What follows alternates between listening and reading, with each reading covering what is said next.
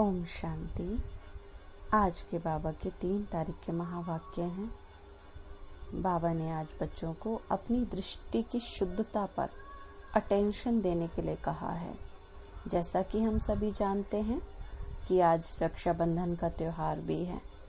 तो रक्षाबंधन माना क्या कि हम उस परम पिता परमात्मा के साथ पवित्रता का बंधन बांधें, तभी हमारी बुराइयों से और विकारों से रक्षा हो पाती है।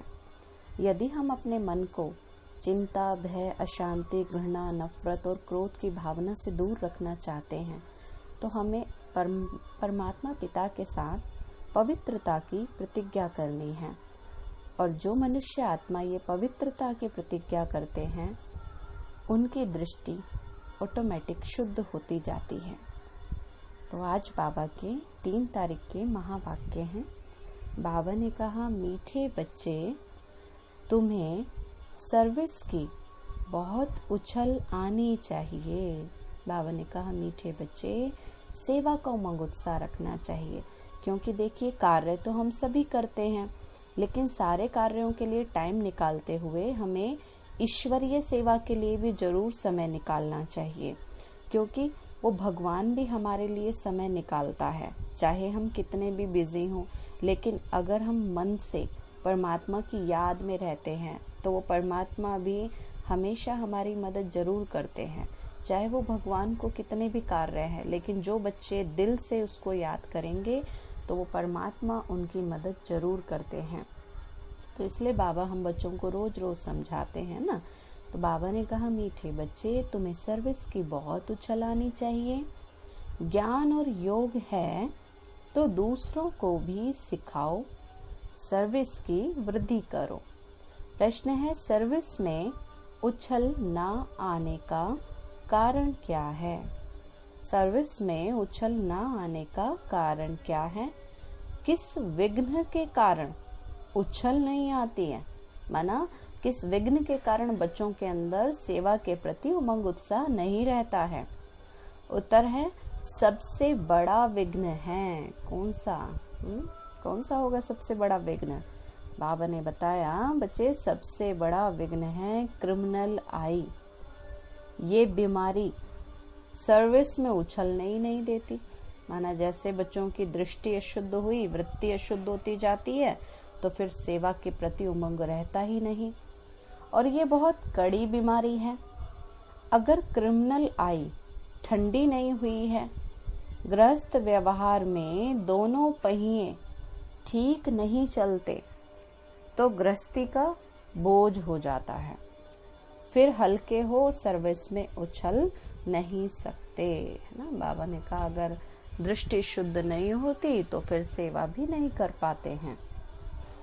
गीत है, जाग सजनिया जाग, है ना। बाबा देखो हम बच्चों को क्या कर रहे हैं, जागृति दिला रहे हैं कि बच्चे अब बिल्कुल अंतिम दृश्य आ गया है कलयुग का, अब जाग जाओ ना। कई बच्चे अभी भी क्या है, बार बार अज्ञानता की नींद में सो जाते हैं ना। ओम शांति। मीठे मीठे बच्चों ने ये गीत सुना। ऐसे ऐसे 2-4 अच्छे गीत हैं, वह सभी के पास होने चाहिए या टेप में भरने चाहिए, है ना। देखो बाबा के जब हम गीत सुनते हैं तो कितना अपने आप ही उमंग आ जाता है ना। अब ये तो गीत मनुष्यों के बनाए हुए ही कहेंगे, ड्रामा अनुसार टच किया हुआ है ना। जो भक्ति के गीत हैं दुनिया में हैं तो मनुष्यों ने बनाए हैं ना, जो फिर बच्चों को काम आ जाते हैं। बाबा उनका अर्थ समझाते हैं। तो ऐसे ऐसे गीत बच्चों को सुनने से नशा चढ़ता है। बच्चों को तो नशा चढ़ना चाहिए कि अभी हम नई दुनिया, नई राजाई स्थापन कर रहे हैं, रावण से ले रहे हैं ना। देखो बाबा ने बताया कि बच्चे, तुम्हारी राजाई किसने छीन ली थी? रावण ने छीन ली थी। तो अब बाबा क्या कह रहे हैं, बच्चे, रावण से अपना राज्य क्या करना है, फिर से वापस ले रहे हैं। यही तो दिखाया ना भक्ति में, जो दिखाया रामायण में कि राम ने क्या किया, वापस सारा राज्य फिर से ले लिया। जैसे कोई लड़ते हैं तो ख्याल रहता है ना कि इनकी राजाई हब कर ले। आजकल तो दुनिया में यही होता है कि राज्य पाने के लिए वो राजाई एक दूसरे से ले लेते हैं, लड़ाई कर देते हैं। लेकिन बाबा क्या कहते हैं, बच्चे तुम्हें लड़ाई के आधार से कोई राजाई नहीं लेनी है, लेकिन बाबा कहते हैं तुम्हें राज्य मिलेगा योग के बल के आधार से, पवित्रता के बल के आधार से। तो बाबा कहते हैं बच्चे, तो अब दुनिया में तो कोई लड़ते हैं ना, वह तो ख्याल रहता है उनको कि राजाई इनकी ले लें, इनका गांव हम अपने हाथ कर लें। अब वह तो सब हद के लिए लड़ते हैं। और तुम बच्चों की युद्ध किससे है? बाबा कहते तुम्हें किससे लड़ाई करनी है? माया से। और वो भी बाहरी रूप से नहीं, बाबा कहते तुम्हारी तो अंदर की गुप्त युद्ध है ना, कि अंदर ही अंदर हम बच्चे अपने मन को शुद्ध करते जा रहे हैं, बुराइयों को निकालते जाते हैं, नेगेटिव भावनाएं जो हैं उसको खत्म कर रहे हैं। अब जिसका सिवाय तुम ब्राह्मणों के और कोई को पता ही नहीं है। तुम ब्राह्मण हो ना, हमको इस, तो बाबा कहते तुम बच्चे जानते भी हो कि हमको इस विश्व पर गुप्त रीति राज्य स्थापन करना है अथवा बाप से वर्षा लेना है। इसको वास्तव में लड़ाई भी नहीं कहेंगे। ब्राह्मणानुसार तुम जो सतो प्रधान से तमो प्रधान बने हो, सो फिर से भी तो तुमको सतो प्रधान बनना है ना। तुम अपने जन्मों को जानते ही नहीं थे, अभी बाप ने समझाया है। और तो जो भी धर्म है उनको ये नॉलेज मिलने की ही नहीं है। बाप तो तुम बच्चों को ही बैठ समझाते हैं। गाया भी तो जाता है धर्म में ही ताकत है। भारतवासियों को यही पता नहीं कि हमारा धर्म क्या है। तुमको बाप के द्वारा पता पड़ा है ना कि हमारा आदि सनातन देवी देवता धर्म है। बाप आकर फिर से तुमको उसी धर्म में क्या कर रहे हैं? क्या कर रहे हैं बाबा? हमें फिर से उसी देवता धर्म में ट्रांसफर करते हैं। तुम जानते हो ना हमारा धर्म कितना सुख देने वाला है ना। सतयुग में तो देखो कोई दुख की बात ही नहीं थी। तुमको कोई से लड़ाई आदि तो करनी नहीं है। तुमको तो अपने स्वधर्म में टिकना है और बाप को याद करना है। इसमें भी टाइम लगता है ना, ऐसे नहीं कि सिर्फ उस कहने से ही टिक जाते हैं ना। आजकल तो बच्चों को देखो 10 मिनट तो अपने मन को स्थिर करने में लग जाते हैं। कई बच्चों को जिनका मन सारा दिन देह अभिमान की बातों में रहता है, वो मन को स्थिर ही नहीं कर पाते। तो अंदर में ये स्मृति रहनी चाहिए कि मैं तो आत्मा शांत स्वरूप हूँ। हम आत्मा अभी तमो प्रधान पतित बनी है। हम आत्मा जब शांति धाम में थी तो पवित्र थी, फिर पाठ बजाते बजाते तमो प्रधान बनी हैं। अभी फिर पवित्र बन हमको वापस घर जाना है। बाप से वर्षा लेने लिए अपने को आत्मा निश्चय कर बाप को याद करना है। तुमको नशा चढ़ेगा, हम ईश्वर की संतान हैं। बाप को याद करने से ही वे कर्म विनाश होते हैं। कितना सहज है। याद से हम पवित्र बन फिर शांति धाम में चले जाएंगे। दुनिया इस शांति धाम सुख धाम को भी नहीं जानती। ये बातें कोई शास्त्रों में नहीं है। ज्ञान सागर की है ही एक गीता, जिसमें सिर्फ नाम बदल दिया है। सर्व का सद्गति दाता ज्ञान का सागर तो उस परमपिता परमात्मा को कहा जाता है। और उन्होंने भक्ति में क्या किया? नाम बदलकर श्री कृष्ण का नाम डाल दिया है। अब और तो कोई को ज्ञानवान नहीं कह सकते ना। ज्ञान का सागर तो कौन है? शिव बाबा ही है। वह जब ज्ञान दे तब तुम ज्ञानवान बनो। तो अभी तो सब है भक्तिवान, है ना। बाबा ने कहा बच्चे दुनिया में तो सब किस में लगे हुए हैं? भक्ति में। सच्चा ज्ञान नहीं है ना आज किसी के पास भी। जब उनको बताया जाता है तो भी मनुष्य जल्दी से जागृत तो होते नहीं है। तुम भी तो भक्ति में ही थे, अभी फिर ज्ञानवान बनते जा रहे हो। नंबरवार पुरुषार्थ अनुसार ज्ञान कोई में है कोई में नहीं है ना। बाबा ने कहा बच्चे नंबरवार पुरुषार्थ अनुसार ज्ञान कोई में है और कोई में नहीं है। तो अभी तो फिर तुम ज्ञानवान बनते जा रहे हो ना।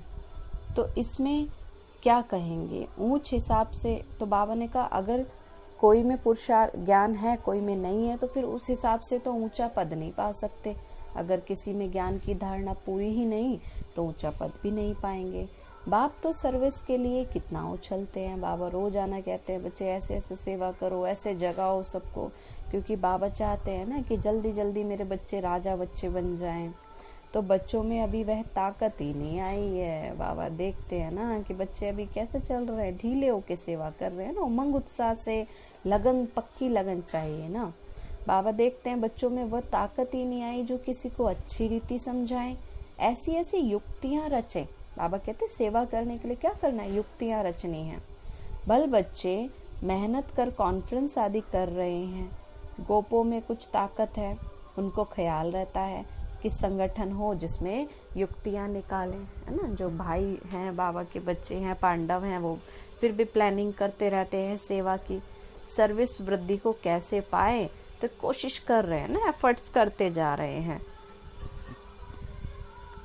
नाम भल शक्ति सेना है परंतु पढ़ी लिखी नहीं है ना। पहले तो बहनों को देखो, हम देखते थे ना, इतनी पढ़ने की फैसिलिटीज दी ही नहीं जाती थी, इतना परमिशन ही नहीं होती थी। कोई फिर अनपढ़ भी पढ़े लिखे को अच्छी तरह से पढ़ाती है ना। अब हम अपनी दादियों को देखेंगे, देखो उस टाइम पे इतनी पढ़ाई तो होती नहीं थी, लेकिन फिर भी देखो दादियों ने कितना सबको ज्ञान दिया, कितनी अच्छी अच्छी क्लासेस कराई हैं।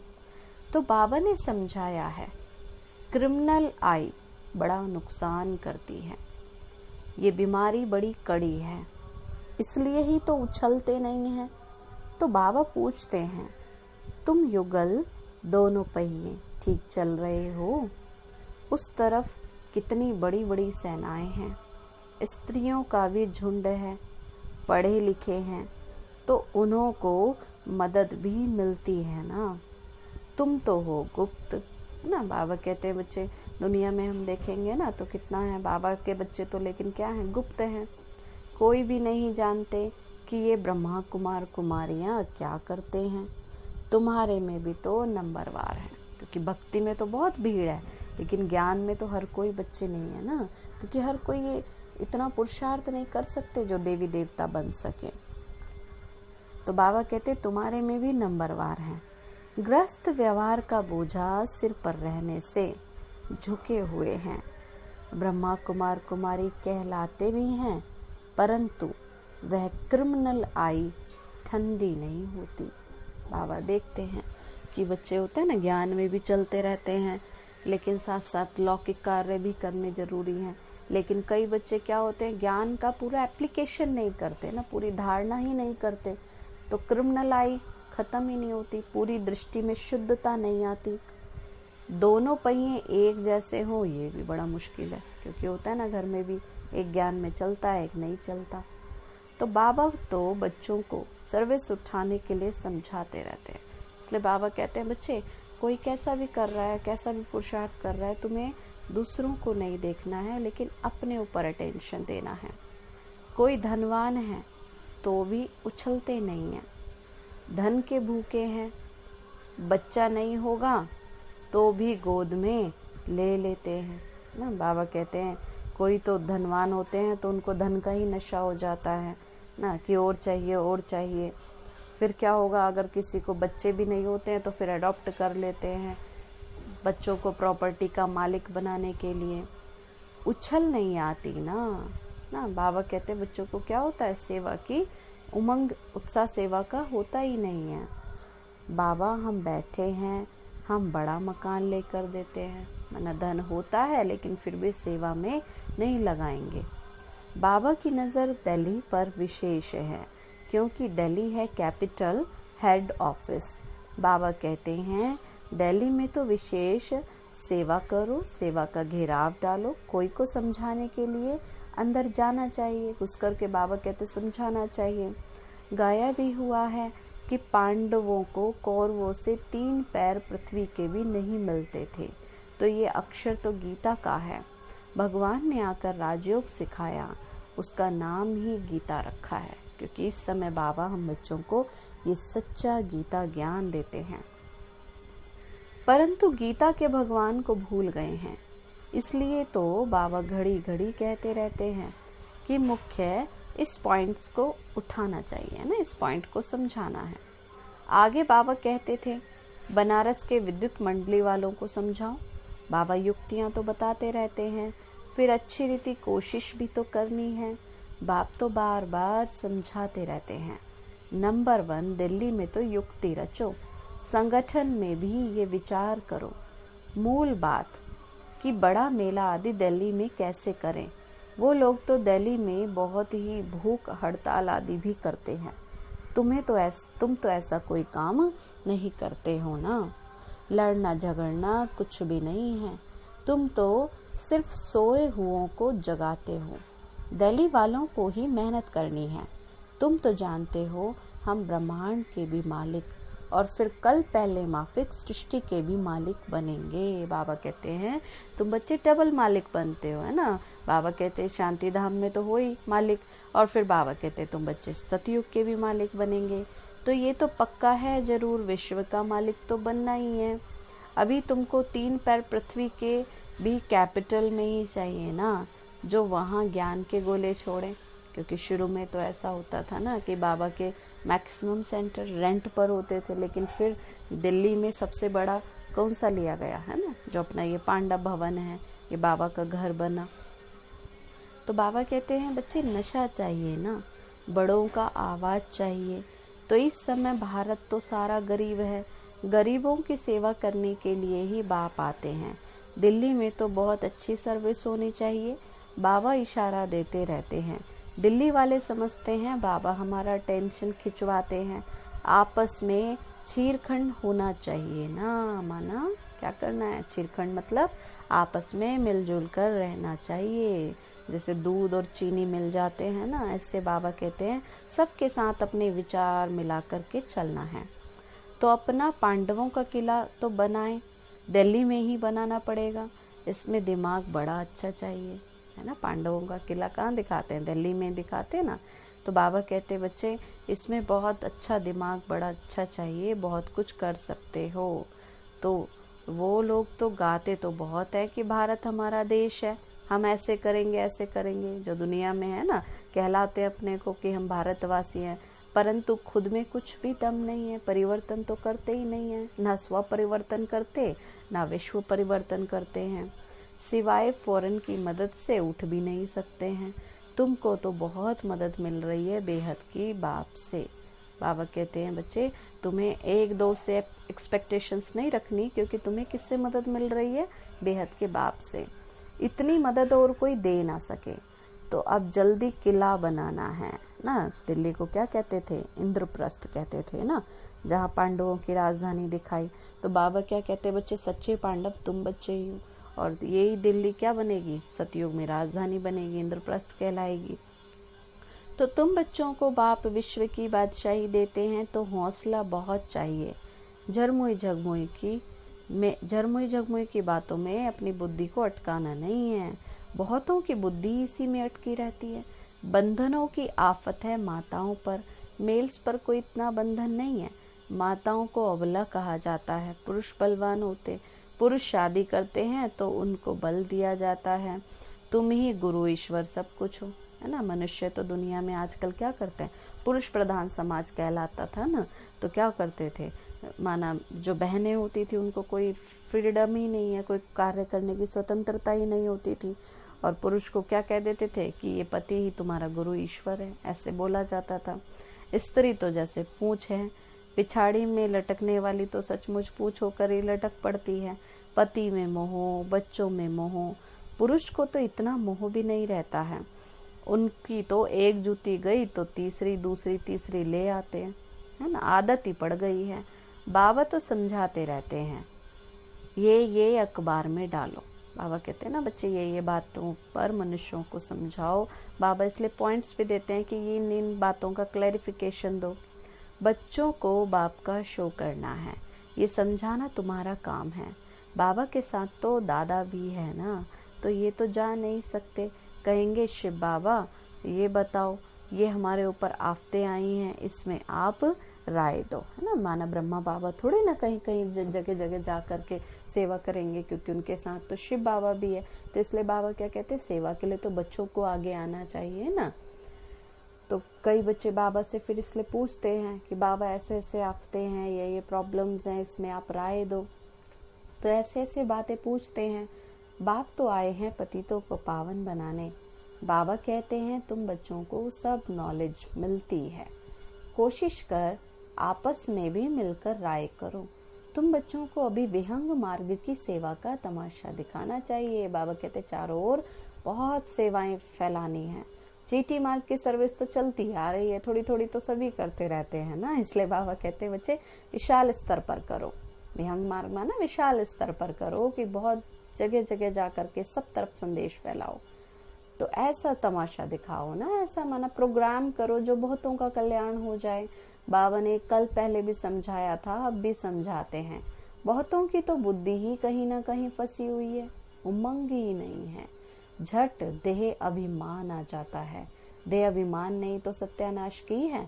अब बाप तो सत्या ऊंच करने की कितनी सहज बात बताते हैं। बाबा कहते मनुष्यों ने सत्यानाश कर दिया, माना सत्यता खत्म कर दिया, और बाबा अब सत्यता को ऊंचा उठाने आए हैं। तो बाप को याद करो तो शक्ति आए, नहीं तो शक्ति आती नहीं है। बल सेंटर संभालते हैं परंतु नशा नहीं, क्योंकि देह का अभिमान है ना, तो वो खुशी नहीं रहती।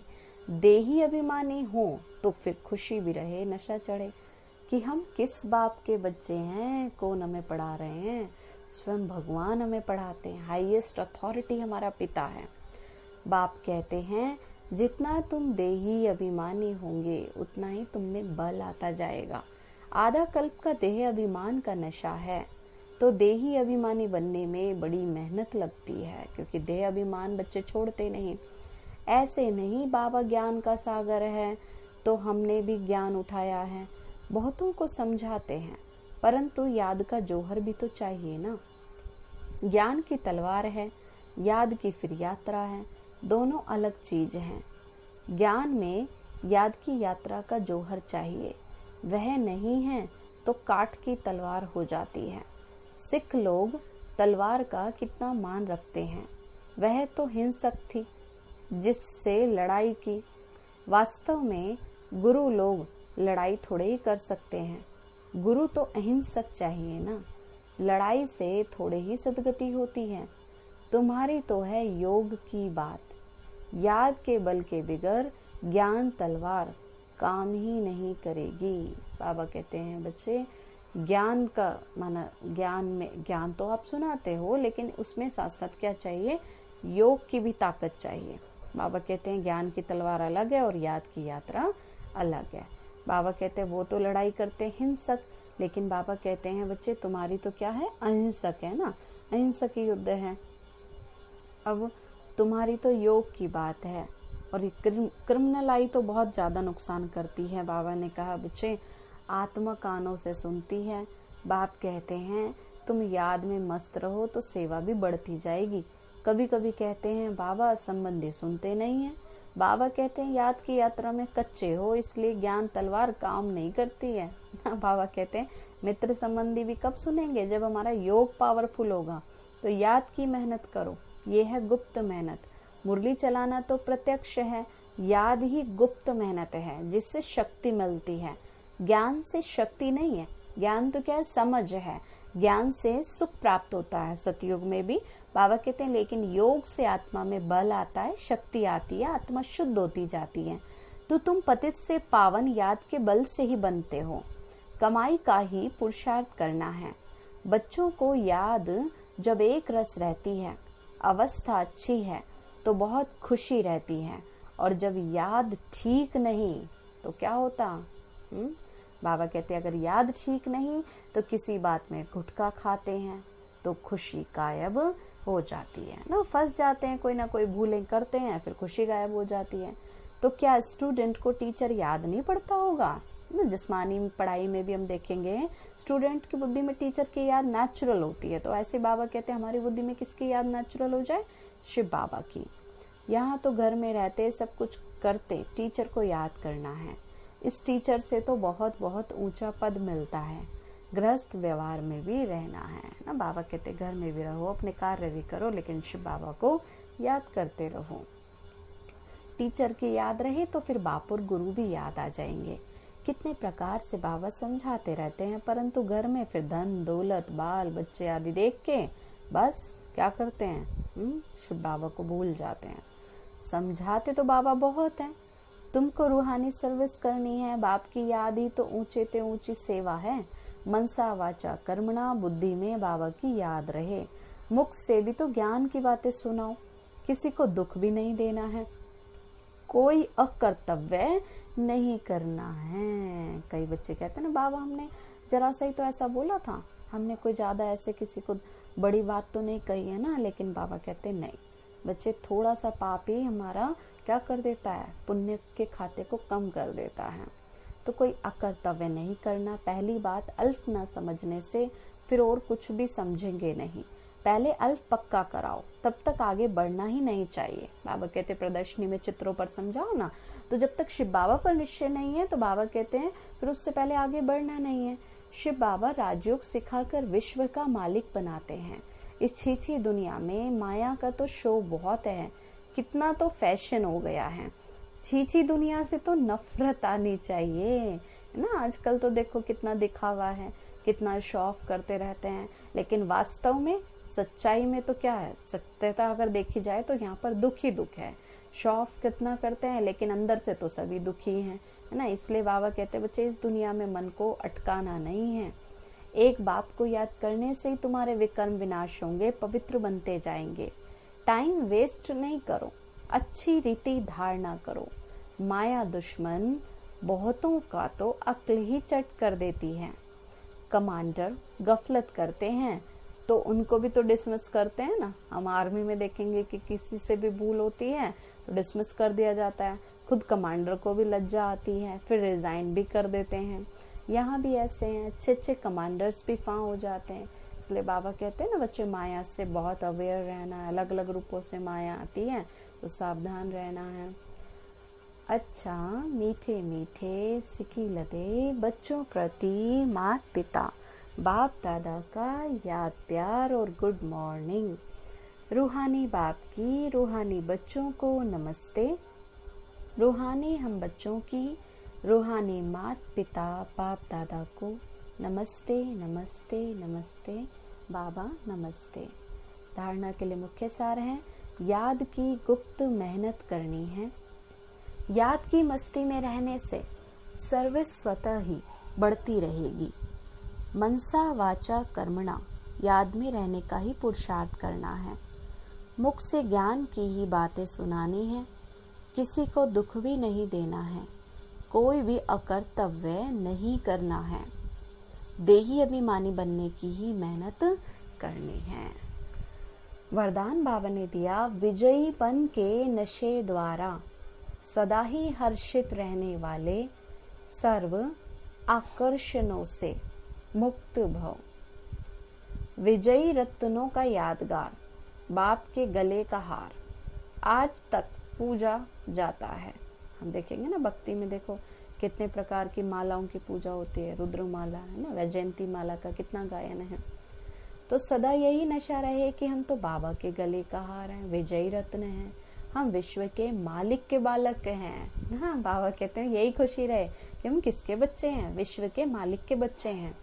हमें जो मिला है वह किसी को भी नहीं मिल सकता। भगवान से इतनी बड़ी प्राप्ति हो रही है, जन्म जन्म के लिए प्राप्ति हो रही है, हमें अनेक जन्मों की कमाई जमा हो रही है। तो ये नशा और खुशी स्थायी रहे तो किसी भी प्रकार की आकर्षण से परे रहेंगे। जो सदा विजयी हैं वो सदा हर्षित हैं और एक बाप की याद की ही आकर्षण में आकर्षित हैं।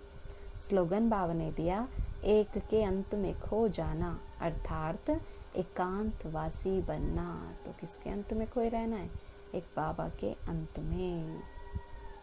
तो आज बाबा ने कहा बच्चे, हमेशा हमें क्या करना है, एक बाबा की याद में रहना है और अपनी दृष्टि को शुद्ध रखना है। और बाबा कहते हैं बच्चे, किसी को भी दुख नहीं देना है। चलो अभी हम बाबा को शुक्रिया करेंगे। मीठे बाबा, आपने हमें सब कुछ दिया, आपका बार बार शुक्रिया। प्यारे बाबा, आप हमें ज्ञान गुण शक्तियों वरदानों और सद्बुद्धि से भरपूर करते हो। आपका पदम गुणा बार शुक्रिया। प्यारे बाबा, आपने मुझ आत्मा को, इस सेवा स्थान को निर्विघ्न बनाया। आपका बार बार शुक्रिया। प्रकृति के पांचों तत्वों का भी शुक्रिया, साइंस के साधनों का भी शुक्रिया, लौकिक अलौकिक परिवार का भी शुक्रिया। हे तन, तुम्हारा भी शुक्रिया। विश्व की सर्वात्माओं का और ब्रह्मांड की सारी शक्तियों का, सब प्रकार का सहयोग देने के लिए शुक्रिया। मीठे बाबा, मुझ आत्मा ने जाने अनजाने में जिन भी आत्माओं को दुख दिया है, मैं उन सभी से क्षमा चाहती हूँ। मुझे क्षमादान दिलाओ। और जिन भी आत्माओं ने मुझे दुख दिया है, विघ्न रूप बने हैं, मैं उन सभी को दिल से क्षमा करती हूँ। सबका कल्याण हो, सबको सुख शांति सद्बुद्धि मिले और बाबा के सेंटर्स की सेवाएं खूब बढ़ती जाएं। अच्छा, ओम शांति। हम सारे दिन में 5 स्वरूपों का भी अभ्यास करेंगे और बाबा से शक्ति लेकर सारे विश्व में फैलाते रहेंगे। अच्छा, ओम शांति।